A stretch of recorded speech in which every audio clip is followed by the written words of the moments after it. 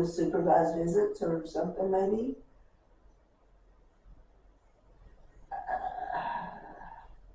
Well, I've seen strange things like that happen before, and I don't know what people's mindset is. How do they feel that she's safe around him? They don't. Then why do they let him come around? Because these people have no boundaries. Like, I'm asking you, and I realize you don't have the answers to some of these questions, but so those are questions you need to ask them, I guess, is what. So then, does she really feel safe where she is? she's just frustrated. I don't know if safe is the word we're gonna put on it. She's just frustrated. She just wants to get out. She said, I feel like I'm in this bubble, and my grandmother, not my great grandmother, but my grandmother has control over everybody. But I told her, I said, listen, it's not fair for you to discuss such big trauma at school and send me back to school. It's not fair. I said, this needs to be an office conversation so I know how to stabilize you. Mm-hmm. I don't know, like, this is just. I had one of those this morning too, and I'm like, man, I don't really want to get into this before you go back to school because, this is some heavy stuff we're talking about here. She said, no, it's okay. I know I have to talk about it.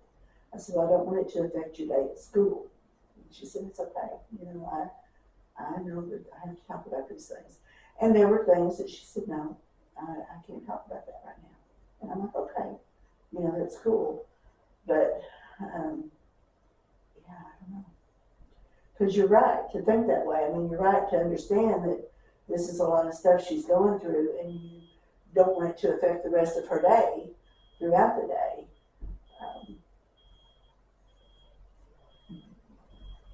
We'll see how it goes today and see if she has any outbursts or anything like that, and then you may know that she's someone you need to see at the end of the day. She's very frozen. You can just tell.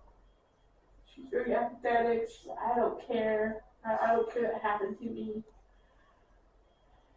Yeah, the little girl that I had this morning came in and she brought her art pad with her, and the whole time she talked, her head was down and she was writing or she was drawing, but she was still engaged and she would talk about things. And every now and then she'd look up and look me dead in the eye, but for the most part, and she told me, she said, I know that I can talk when I'm doing this. And I said, that's cool, you do whatever you need to do, So that might be something she might do. She could draw while she's talking with you or something. No, she's very adult. She's very look at you and I'm just like. Yet she's frozen, you say. What do you mean when you say that, frozen? Frozen as in like, fight or flight type response. You've done there. It's basically, I'm just going to push this to the side because I don't want to deal with it. Like, it doesn't matter to me. Right. And so it's easier to do that inside your head. I feel like you can actually fight or flight because you're not so emotionally regulated. You're not feeling, You're not feeling it. Yeah.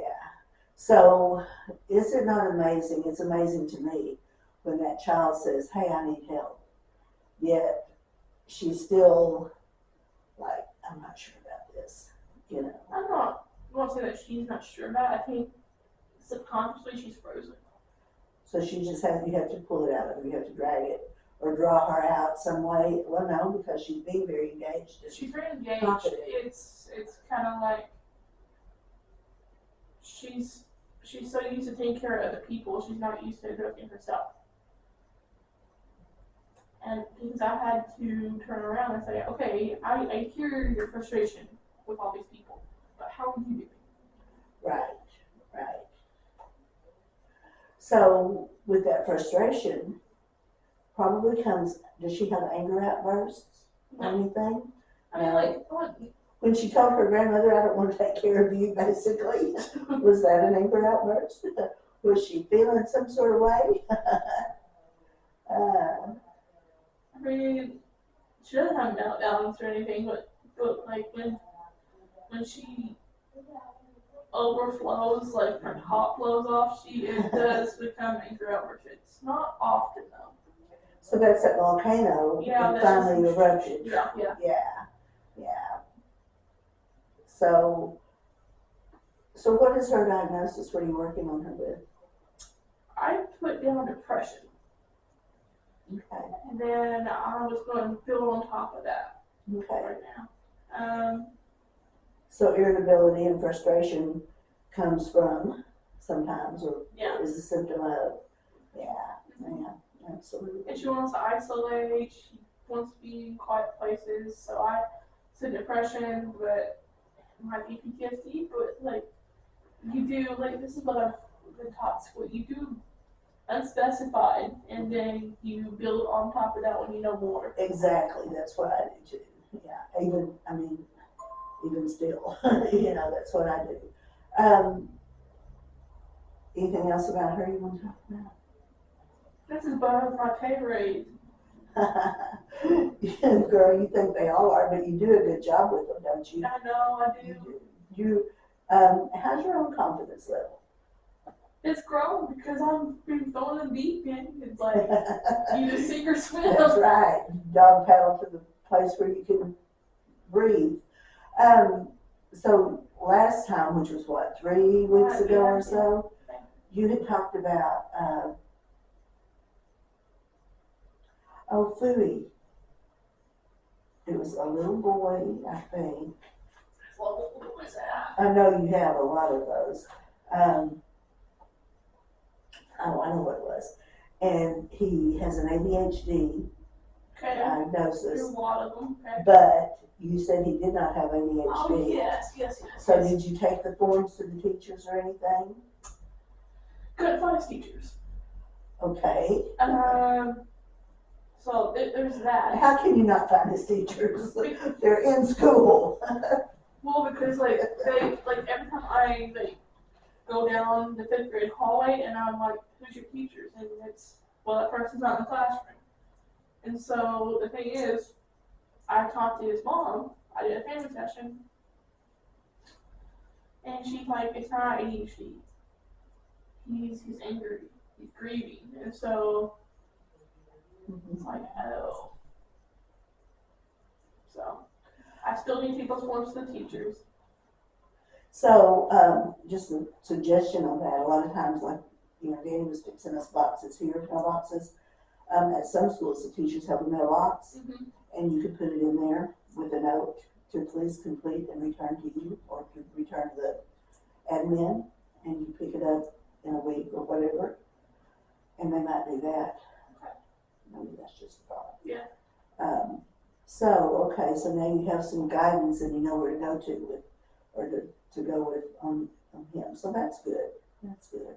How are your family sessions going? 4:10. Okay, well then see, that's coming around too. Yeah.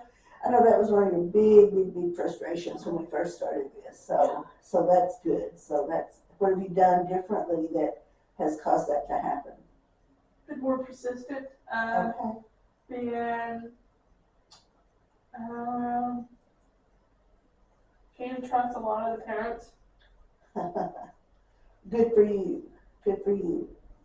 So now let me ask you to reflect on something. One of the first 2 meetings we had, you had transferred a child, both meetings. The first one that I remember that you transferred, I think you may have transferred one beforehand, was the one that turned his back on you. Yeah. Knowing now, what? I've done that before actually. Like I had a kid who was in the corner, so I got in the corner with on the other side, and he started laughing. So now then you would not do the same thing, is what I think I'm just hearing you say. No. You would handle it differently. I would be like, okay. You have more confidence now that you can handle that instead of going, oh wait, I can't do this. I mean, it's like, okay, you want to have a meltdown? Let's have a meltdown. I'm right here with you. So that's see. So you learned how to get his attention. You learned how to engage somebody who's not. And like he pulled out, and I said, you ready to? And he got mad because I caught him cheating playing the game. You called him on it, huh? I called him on it. I said, we don't do that. Right, right. And he didn't like He that. didn't like that, and he started having a meltdown. And then, Oh, and okay. then he had another meltdown the next week. And I said, what's going on? Because I asked him, I said, why did you get angry? Like, what's that anger feel like? And he's not a kid, he doesn't know, but Right. that was pushing him a little bit. Because I know I could. He just started melting down, and then I said, well, what's going on? And he's like, every time I cry and feel upset or get angry, someone gets mad at me. I said, I'm not getting mad at you. Mm-hmm. I said, I'm not that person. I'm not your teacher. Just like, he Right. started, okay. So you began to gain his stress like that. Yeah, and then he's like, I said, let's go walk outside and talk. So we walked outside, and he regulated it, and I had to go back to class. Mm-hmm. Good for you. Good job, see? Good job. So you're learning the ropes as you go. trial by fire, as they say. Yeah, yeah. Yeah, yeah. Do you have anything in particular that is bugging you Oh, boy. now? Oh no, hang on, Marilyn. I literally have this almost 16-year-old kid that it's like, I don't even know where to start. Oh boy. He plays video games like 18 hours out of the day, like, and he's doing online schooling. I was going to ask, is he in school?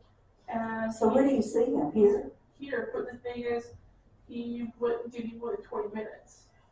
That's not the guy that didn't want to talk and he wanted to bring his friend in, was it? That's the guy. Okay. That's the guy.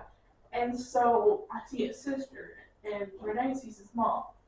Okay. So, but I'm like, this guy is literally so depressed to the point, I feel like it's out of my scope.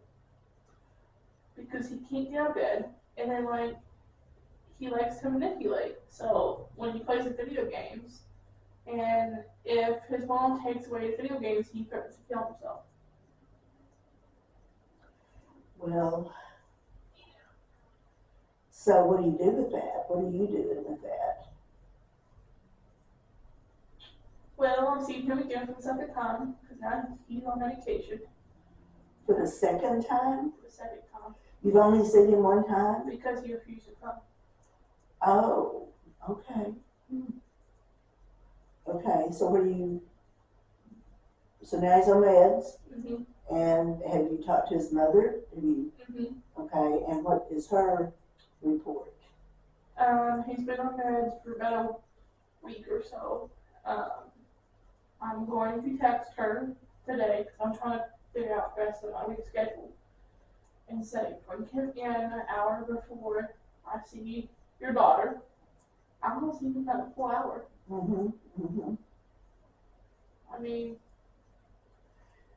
He's 15? 50. Okay. I mean, there's things that you can give him worksheets to do. You can give him,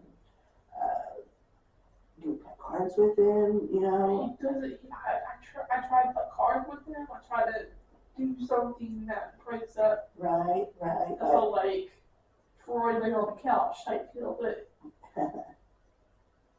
What about Jenga or something like that? Maybe he wants to play shooting games. That's all he wants to do. video games that shoot. Oh, yeah, that's.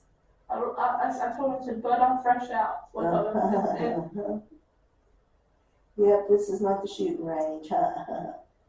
Well, that'll be interesting, and I think the key is you said, I feel like he's out of my scope, and that's definitely a good time to refer. But I encourage you to give it 2 or 3 times and see if he really is. I usually try to see people.